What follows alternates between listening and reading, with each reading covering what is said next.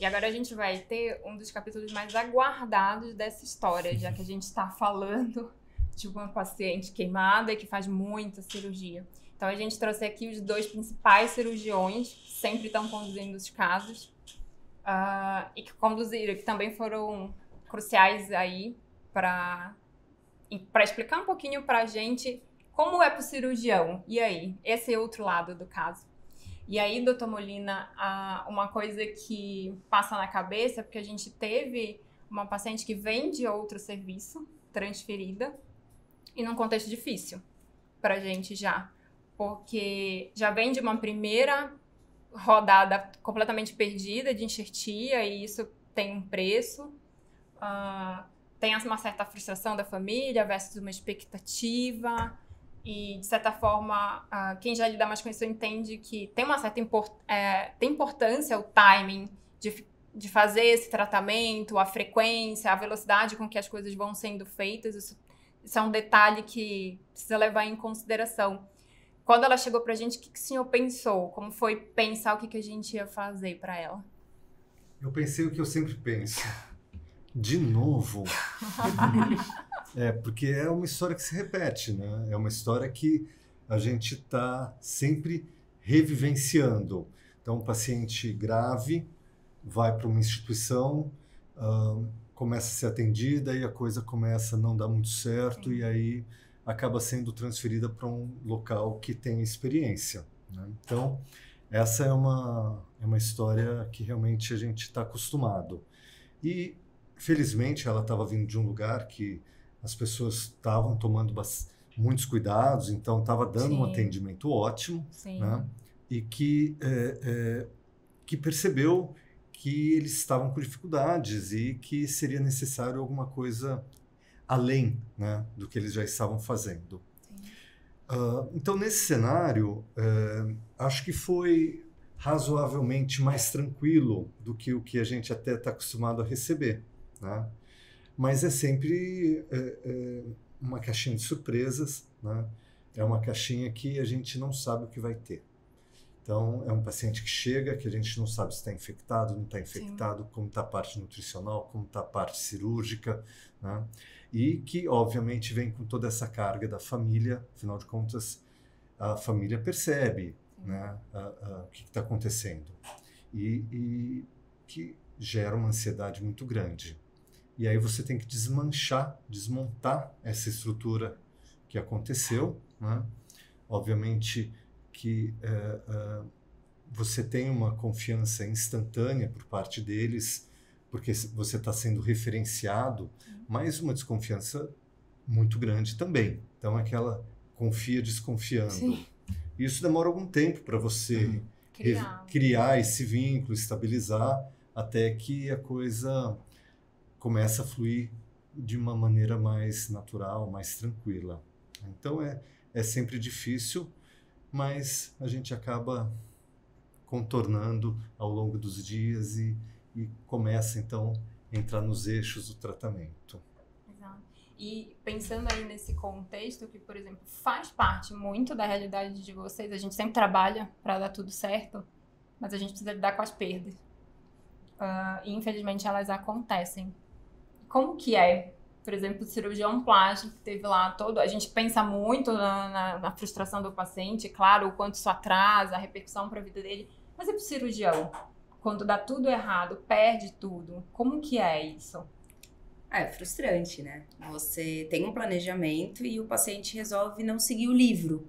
Sim. Daí é difícil, mas faz parte. Eu acho que a partir do momento que você não está tratando uma coisa só em lâmina, em laboratório, você está sujeito a ter vieses, ter imprevistos, né? E eu acho que nesse caso em específico, era uma paciente que ela não só tinha queimadura, como tinha outros problemas de saúde. Então, era até que esperado a gente não ter um caso tão linear e sim ter algumas perdas, porque realmente era único. Ela era única, né? Então, isso é uma coisa não muito frequente. Afinal de contas, era uma paciente muito jovem. Sim. Né? E os pacientes jovens de um modo geral, são os pacientes que respondem melhor, né? São, entre aspas, mais fáceis da gente atender, né? Mas, assim, a gente acaba se acostumando e aprendendo que a gente, eventualmente, vai ter alguma perda. Pode parecer arrogante, mas a gente tem muito pouca perda. Tá? A gente tem muita pouca perda, e quando tem, a gente já sabe que tem alguma coisa errada. Tá? A gente não tem essa a preocupação, né, do resultado perfeito, né, especialmente do ponto de vista estético, né, porque as pessoas imaginam o cirurgião plástico, o cirurgião que está sempre colocando a estética em primeiro lugar, mas num paciente grave queimado, o primeiro lugar é você salvar a vida. Sim. Né? Uma vez que você salvou a vida, é você dar a função o mais perto possível da normalidade. E depois a estética vem até como uma consequência natural desse trabalho que você fez, restaurando a vida e a função. Né?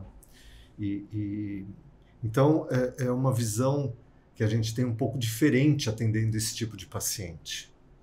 E tem um negócio, né? Quando a gente vai falar, vai atender um queimado, às vezes você só lembra que ele é queimado. Mas tem o queimado oncológico, o queimado transplantado, o queimado que tem um problema de desabsortivo. Então, eles têm suas peculiaridades. E nesse caso, refletiu em uma perda, mas que foi parcial e acontece. Não é agradável, mas acontece. Na percepção de vocês que estavam conduzindo e eram os titulares do caso, a família tinha noção de como era importante o contexto da terapia nutricional? Eles questionavam alguma coisa pelo outro serviço? Como foi lidar com isso com a família? Ela já tinha um problema de absorção de sempre, né? Então, logo de cara, a família já teve esse questionamento, porque eles imaginavam que já ia ter esse problema. E daí, no outro serviço, ela também desnutriu muito rápido, os enxertos não pegaram. Então, veio uma demanda logo imediata pra gente. Sobrou pra Thaís também. Mas daí, a gente conversou muito com eles, né? Que era uma equipe multidisciplinar, a gente tinha a certeza que ia ser manejado de uma maneira que ia levar em conta as peculiaridades dela, né? Então, acho que acabou sendo tranquilo. Depois que a gente conversou um pouco com eles viram que tinha muita gente envolvida, tudo, eu achei que foi tranquilo mesmo. A gente nunca sabe quanto que a família está entendendo do que você está falando. Né? Esse é um ponto importante. Porque a família está assim, você entendeu? Entendi. Mas, de fato, essa família ela tinha já esse conhecimento dessa parte nutricional. E, de uma certa maneira, isso até facilitou, né? Então, às vezes, a gente está com algum paciente que está com alguma dificuldade, a gente não sabe exatamente qual é e onde está. Né? Ela já tinha a dica, né, pronta no crachá, né? Então, isso até foi um facilitador nesse sentido. E eu acho que a família, no final das contas, compreendeu muito rapidamente, de fato, né, as necessidades individualizadas que ela tinha. Então, acho que não foi um problema maior, não. Foi bem tranquilo. Ouvindo dos outros episódios e os outros que também ajudaram a conduzir o caso, foi realmente uma personalização, uma customização de um paciente que ela já tinha uma alteração desabsortiva, a terapia nutricional foi diferente, e então foi bem diferente do até habitual de um paciente queimado. Vocês tiveram essa percepção também? Imediatamente, né? Ela já tinha um problema intestinal grave, né? Então... Isso é um detalhe, grave. Grave, não era algo simples, né, o dela.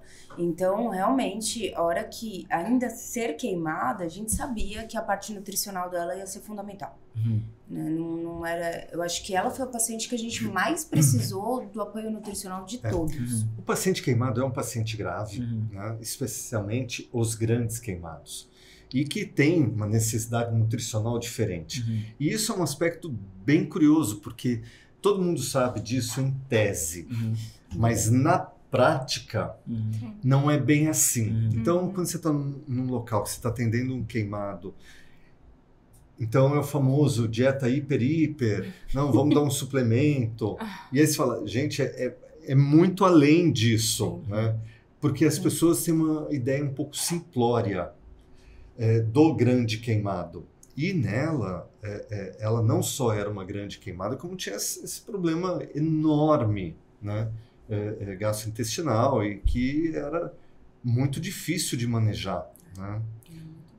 Então, realmente foi desafiador aí conseguir equilibrar a parte nutricional, que para a gente é fundamental, né?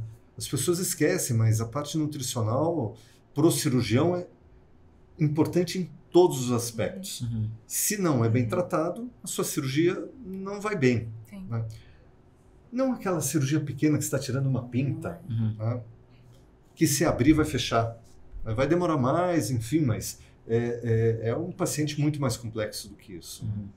E pensando aí nessa complexidade, né, doutor, eu lembro que da primeira avaliação que eu fui fazer dela e a gente foi conversar na sequência, que eu lembro de ler e começar a ler como que eram as particularidades e a ficha ir caindo. Sem calorimetria aqui não vai dar certo. Assim, sem calorimetria aqui não vai dar certo. Aqui não vai dar certo, muito problema. E foi quando... Aí eu fui pra conversar, né? Que a gente conversou primeiro em particular, depois a gente conversou em grupo.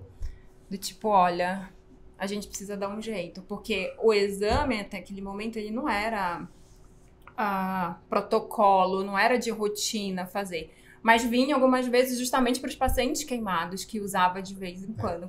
Para alguns casos, né? E aí começou isso.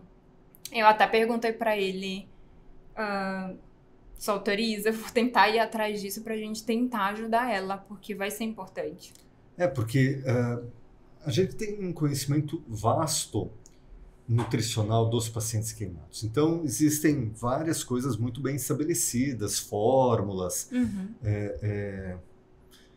fórmulas de cálculo, né, de gasto calórico, de suplementação, mas a gente sabe que elas são muito boas se você não tem outras opções. Sim. Mas elas são, na prática, elas não são ideais, estão muito longe da situação ideal que você deseja para um paciente dessa complexidade. E aí é que realmente a calorimetria acaba fazendo toda a diferença dos ajustes, né? Se você segue o livro que está no papel ali, você vai quebrar a cara, né? Você colhe os exames são todos normais. Tive muito essa impressão várias Não, vezes. e assim, é muito difícil, porque se você tem um membro da equipe que está cuidando da nutrição que não tem uma experiência com o grande queimado, ele vai olhar e falar assim, tá tudo perfeito. Aí você fala, eu sei que ele está com HB bom, eu sei que os exames aí estão com os números bons, mas não tá bom. A prática é diferente, né? Sim. A gente está falando de um paciente completamente catabólico, que precisa de cicatrização, que depende de um estado nutricional para um sucesso em conjunto de toda a técnica. E aí, ao mesmo tempo, quando a gente está falando de uma personalização, a Sociedade Europeia de Nutrição Enteral e Parenteral para pacientes graves e incluindo queimados, ela é taxativa em recomendar que a calorimetria indireta é a única opção. Exato. Eles não têm nem a discussão de fórmulas, porque é tão díspare, como você muito comentou, díspare. Que eles, em uma das discussões que a gente foi para um congresso, a gente estava na mesma mesa discutindo, e eu perguntei, falei assim, o Brasil, a gente não tem condições de generalizar isso para todo mundo. Escolhe uma fórmula. Ele falou assim, eu não vou te dar essa resposta, porque não tem essa resposta. E você sabe que aconteceu uma coisa que foi o ruim que é bom. Quando fizeram os exames e viu que era completamente diferente, isso serviu para comprovar o que eu batia. O grau de importância do instrumento. Não é igual. Né? Porque se viesse, não, tá tudo certo, aí como que você argumenta? Né? Só que a gente sabe que não vai vir. Né? Não vai vir. Se vier, foi uma coincidência.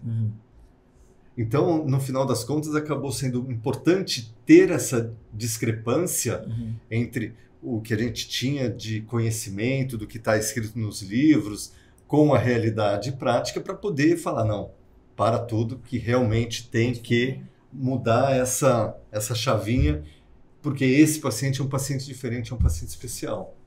E aí acho que um papel fundamental, e aí acho que é uma responsabilidade nossa, é discutir também com a alta liderança a parte da gestão de como nesse processo um instrumento, do ponto de vista de custo, ele tem um custo elevado, mas o que ele conseguiu reduzir, inclusive para benefício da paciente, inclusive desperdício hospitalar. Então acho que esse é um ponto importante da gente ter de responsabilidade.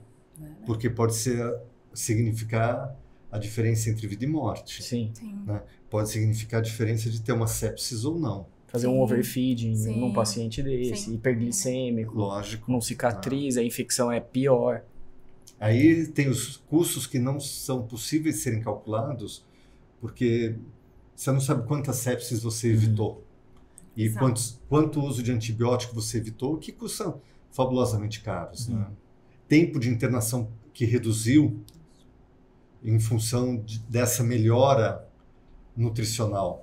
Então é muito difícil fazer esse cálculo. O americano adora, eles são bons disso. Eles gostam disso. Mas assim, mesmo assim, é muito difícil. Muito difícil. Você não consegue, né, girar uma causa tão fixa de a nutrição é igual tal tempo. Então, como você não consegue fazer essa relação tão linear, as pessoas demoram um pouco para se conscientizar da importância de algumas coisas. E não é só no queimado. Por exemplo, úlceras graves. A gente já teve um caso desse também, em que atrasa um pouco, atrasa muito a hospitalização para falar, é um exame caro, eu acho que é melhor não.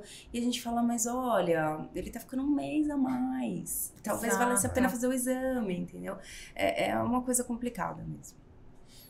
E aí a gente volta de novo para um ponto, né, que a gente abateu, que o senhor trouxe, que foi o exame mostrou que ela era diferente. O exame mostrou que ela era completamente diferente, e assim, da gente ter resultado e ver a primeira calorimetria ali. Dieta, taxa normal, 1.700, 2.000. Como é que foi para o senhor ver isso? Eu caí para trás até, fiquei assim, me convencendo, meu Deus. Aquilo que eu disse, eu já esperava, porque eu faço isso há muito tempo, e eu estou acostumado a ver isso recorrente. Né? E recorrente as pessoas encararem como um paciente grave que só seguiu o que está escrito no livro e que vai dar certo. Não, não vai dar certo. É o famoso vai dar ruim. Né? E aí você, por exemplo, que não tinha essa experiência toda, ficou surpresa, felizmente surpresa, para mim, por quê? Porque daí você viu que aquilo que eu falava e repetia, eu não era louco, né? E que realmente tinha que mudar, né? Quebrar esse paradigma e seguir essas novas orientações que já não são tão novas, né? Então, se você vai nos maiores centros de tratamento de queimaduras dos Estados Unidos e Europa, calorimetria é padrão. Se você pedir a fórmula, eles não vão te dar. Por quê? Esquece, né? Exato. Então não foi uma surpresa nesse sentido, porque era esperado ter resultados absolutamente discrepantes, mas que daí poderiam ser, aí sim, interpretados corretamente, tratados como a gente precisava. Isso que você falou é muito importante, porque eu lembro de várias vezes ali fazendo os desenhos das fórmulas e tudo mais, e de olhar para o paciente e ter aquela nítida sensação, Gadilaine não consegue responder todas as minhas dúvidas. Não consegue. E eu lembrava muito lá de quando eu comecei a aprender nutrologia, que quem me ensinou sempre falava, não vai te dar todas as respostas. Você vai ter que ir atrás. E isso eu via muito. Do tipo, esse paciente específico não está dando certo isso, e você tem que ir atrás da resposta específica para ele. Então, isso era um grande aprendizado, e a gente brincava. Queimada a gente já sabe que vai ser difícil, mas nunca vai ser igual. Uma coisa é fato. O paciente está patinando, está fazendo entre aspas, tudo certo, e o paciente está patinando, vai atrás porque tem coisa. Pare e revisa. Pare e revisa porque alguma coisa passou. E no caso dessa paciente também, a gente não pode esquecer que ela ficou sedada por um monte de tempo. Ela teve uma dificuldade de analgesia importante. Sim. Então, bem foi uma grande queimada com desabsorção, que chocou umas 2, 3 vezes, teve choque hemorrágico, sedada por muito tempo. Então, choque hemorrágico por uma úlcera gástrica. Que estava sendo prevenida com tudo que a gente pode. Com tudo que existia no mundo, mas foi. Então, assim, mais um motivo que não dá para usar formulinha. Porque senão você só multiplica por 2 o valor, então é grande queimada, então é o dobro do gasto calórico esperado. Ótimo. E não foi isso. Exatamente. Não é isso. Não foi. Nunca é isso. Exato, isso que vocês falaram, isso era uma coisa que passava muito na minha cabeça. Do tipo, se eu der para ela só o que a calorimetria tá me mostrando, eu garanto a sobrevivência basal. Mas ela não precisa só disso. Ela tem que cicatrizar, ela tem que ser muito funcional. Daqui a pouco começa a fisioterapia mais intensa, ela precisa estar preparada para essa fase. E eu já preciso andar antes, já ir prevendo tudo que está acontecendo para garantir condição para ela chegar lá. A ideia era sempre isso. Anda um passo à frente para garantir condição. Para o paciente literalmente ter boa performance, para ir bem, para executar bem. E esse era um caso que eu lembro de perturbar muito eles. De como é que tá o enxerto? Manda foto, deixa eu ver, tá dando tudo certo? Mas e a dura? Tá tudo bem? Tá tudo bem? Porque eu ficava tensa de sempre a preocupação com uma leve desabsortiva, tô dando o suficiente? Tô dando o suficiente?